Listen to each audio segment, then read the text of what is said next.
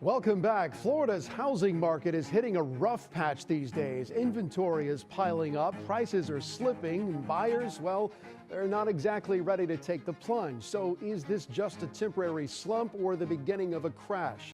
If you are about to put money down on a Florida property, you need to hear this first. Not because Florida is necessarily a bad idea, but because today's market comes with real risk. Risk that could turn your dream retirement into a headache, or worse, a nightmare. Housing in Florida is a hot topic. I'm sure you've seen the headlines about Florida real estate. They are scary, but headlines don't tell the whole story. If you make the wrong move right now, it could cost you more than you think. Statewide, the median home price is $412,000. That's up 53% since 2019. But prices are cooling off. Maybe you're thinking the Florida housing market is softening and it's a great time to get in. And I don't disagree with you. But the question on everyone's mind right now is, has Florida fully corrected? Has Florida real estate seen its bottom yet? Homes in Florida are sitting longer on the market. Those days of being on the market for a few hours and getting 20 or 30 offers are long gone. More homes are sitting on the market for 60, 90, even 120 days before securing a contract. There are lots of price reductions happening. For sellers who are stuck on 2021 pricing, they are learning quickly that those numbers are not flying anymore. And in order to attract today's buyers, adjusting the price is the first step. Many areas of Florida have lots of homes for sale, and in some cases, even more than were for sale prior to the pandemic. Sellers are coming around to the fact that it's a buyer's market and are starting to negotiate. But buyers like you are concerned because they don't want to buy high and have values continue to fall. If you're looking at a home and thinking this feels overpriced, you may be right. If you buy now, you could be buying at or near the top with less room for appreciation, at least in the short term. You don't want to get caught in a declining asset or overpay for a property that loses its value in a couple of years. Depending on what area of Florida you're looking at, the tide could continue to shift. In this kind of market, waiting could give you more leverage and less buyer's remorse. What you do have in this Florida market is time, and time is power. There's no reason to rush if you are not 100% sure about location, lifestyle, market timing. Waiting gives you time to rent for a season in an area that you're considering. It gives you time to work with a local real estate expert who can track price improvements within a specific neighborhood. It gives you time to focus on properties that have long-term appeal with newer roofs, lower insurance risk, and strong HOA reserves. But it's not only the price of the home that's putting pressure on buyers. Property insurance continues to be a big pain point, pushing some buyers out of the Florida market altogether. And it is a concern. I think that that's one of the big concerns with people wanting to move to Florida is insurance, whether they can afford to live here. In recent years, several carriers have pulled out of Florida entirely or gone bankrupt. And the ones that are writing policies are charging astronomical rates, some raising premiums by 30, 50, or even 100%. A home that looks affordable on paper can quickly become a burden once you factor in insurance costs, especially if it's in a flood-prone or coastal area. I recently had buyers looking at a 2,000 square foot home with a brand new roof and a pool and no insurance claims, and they were still being quoted between $7,000 and $10,000 a year for homeowners insurance. Granted, it's not a new home, but even with hurricane protection and a new roof and no claims history, still seemed awfully high. This comes at a time where the average homeowner in Florida is now paying nearly $5,700 a year for home insurance. Compare that to other states like California, Texas, and New York.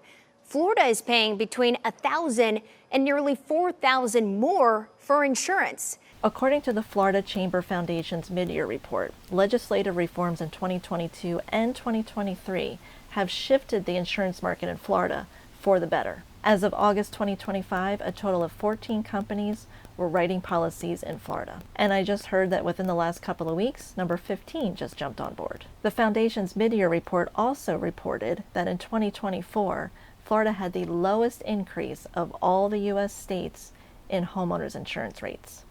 There are ways to lower your insurance premium. Elevating a home, especially one that's located in an area that's prone to flooding, is a growing trend. Also, a new roof can really lower insurance costs. For instance, I just had one homeowner replace a 20-plus-year-old roof, and it saved them $2,500 on their insurance. If you're on a fixed income or just looking for some peace of mind in retirement, this kind of financial unpredictability is not what you need. Before making an offer on a house, get a binding insurance quote. I used to say that investing in Florida real estate was a wise move because in the long term, it tends to hold its value and usually appreciates in value. And it can be passed down to family or sold pretty easily. But hurricanes, flooding, and erosion have changed all that. Storms are getting stronger, flood zones are expanding, and erosion is creeping inland. Even if the home is never flooded, if there's even an inkling that it could possibly happen in the future, it's spooking people. These threats impact resale value, insurability, HOA fees and reserve requirements, and future buyer demand. We're definitely seeing this impact buyers' decisions. Instead of buyers asking how close is this house to the beach, now they want to know,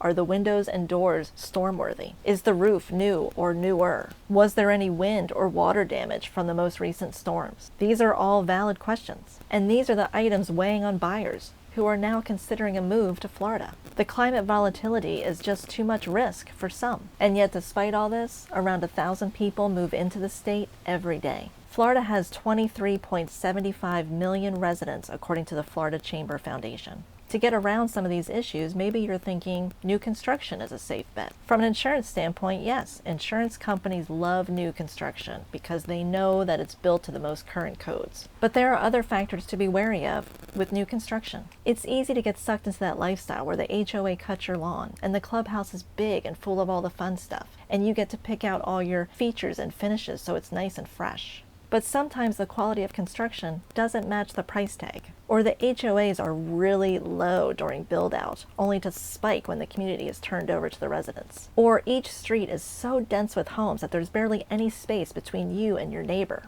Or maybe all the homes look alike, and that impacts resale value later on. I get it though. The model home looks amazing, and they have you dreaming about picking out your own home. But be sure to ask the hard questions about HOA reserves, long-term maintenance, and fee projections. I'm not trying to talk you out of retiring to Florida. It's a fantastic place for the right person at the right time. But in this market, a smart move isn't just about palm trees and sunshine. This is about protecting your time, your money, and your peace of mind. Here are some other stats about Florida that you may not know. Florida leads the nation in net income migration at $36.1 billion annually. That's 3.5 times the amount in Texas. Florida's economy has grown 1.4% so far in 2025, the second fastest in the nation, according to the Florida Chamber Foundation's mid-year report. Florida's unemployment rate stands at 3.7% and inflation at 2.7%. Florida policymakers are concerned about and focused on housing affordability and infrastructure investment to sustain growth through 2030. In order for Florida to grow to be a top 10 global economy by 2030, housing needs to be affordable and accessible. You buying a home in Florida isn't off the table, but in 2025, it's no longer just a buy and enjoy decision. If you are thinking about buying a home in Florida and you need to be connected to an agent in the area of Florida that you are considering, I offer a free service and I can help you find that agent. Scan the QR code right here, or you can go ahead and click on the link down below. Fill out the form and I'll get back to you with an agent in that market. Also, if you're thinking of buying or selling a home here in Southwest Florida, Naples, Bonita Springs, Estero, and you would like to work with myself and my team, my information is below. Call, text, or email me and I'd be happy to help. If you're still trying to decide where you want to be in retirement, then check out this next video. It might help you narrow down your decision. Thanks for joining me. I'm Alysia Shivers. Until next time.